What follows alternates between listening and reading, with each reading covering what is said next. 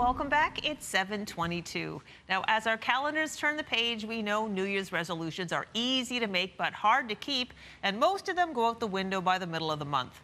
In fact, our next guest has written a book that says it all. Healthy Habits Suck. The book's author and friend of the show, Dayna Lee-Baggley, is a registered psychologist who joins us now to discuss how to set more meaningful goals and how to make them stick. Dayna, we're all ears. Thanks for coming in today. Yeah, thanks for having me. Always great to have you break things down for us. Now, you and I were just casually chatting during commercial break, and you said that Wednesday's a better day to start a new habit than a Monday. Why is that?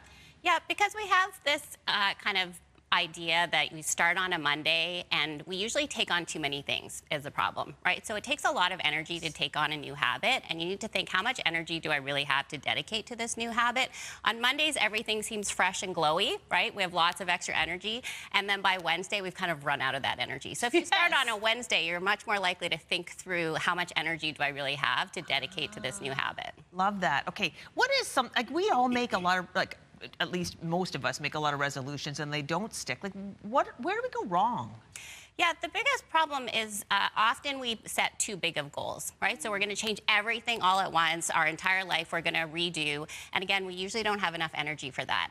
Our survival brain, like our automatic instinctive brain, doesn't like healthy habits. That's why the name of the book. Because we're actually designed from like a historical ancestor kind of way to take the path of least resistance, eat fatty, salty, sugary foods. That was essential for survival. So our default setting is actually to do the unhealthy habit, because that's what worked back in the day. In our modern world, not so much, right? They are unhealthy, but you have to use quite a lot of energy, your frontal lobe battery, to engage in a new habit, because it's not our default tendency.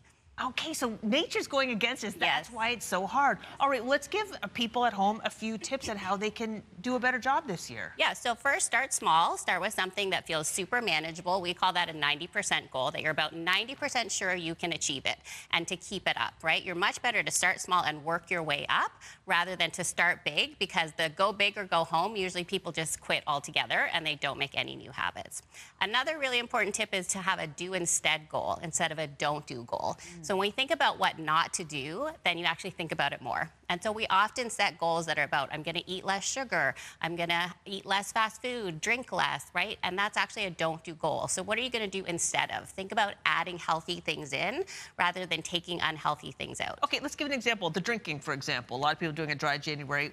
How would we swap that out the way you suggest? Yeah. So what are you going to do instead of drinking alcohol, right? So when are you most likely to drink alcohol? What can you drink instead? There's lots of mocktails nowadays, so you can have really fun drinks, even that don't have alcohol. If you're, thinking even things about drinking less pop, what are you going to drink instead? Are you going to have lemonade? Are you going to have water? Are you going to have what other thing are you going to have? Have that available, and to think about the do instead goal. All right, I'm going to stack up what you just said. So we're going to make one goal. I'm not going to drink. I'm not going to drink for the month of January, hoping that I drink less after that. I know that's a little more than one goal, but we're going to do that. I'm just making it up. Okay, so that's one manageable thing. Yeah. So then I'm going to go. The do instead goal is? I'm going to go to the store. I'm going to buy some sparkling water and lemon. I'm going to cut it up and have that. It looks like a little cocktail, feels like a cocktail. Okay. Yay, that's not hard. Yep.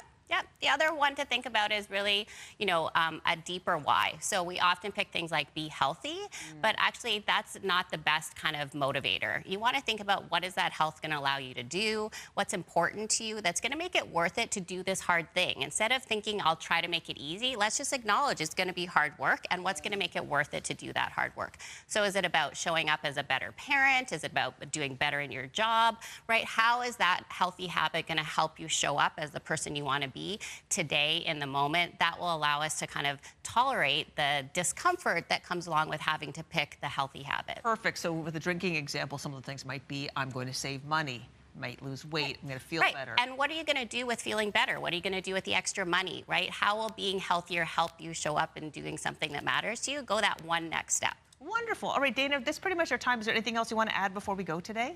Just be kind to yourself. We always fall back on our habits, and the most important skill is actually to start it again. Not to avoid falling off, but to get back at it. Get back on the horse. Dayna, thank you so much for coming in. You're welcome. And you can get Dayna's book anywhere fine books are sold, including online. Great reminder as we go to break. All right, we'll be right back after this.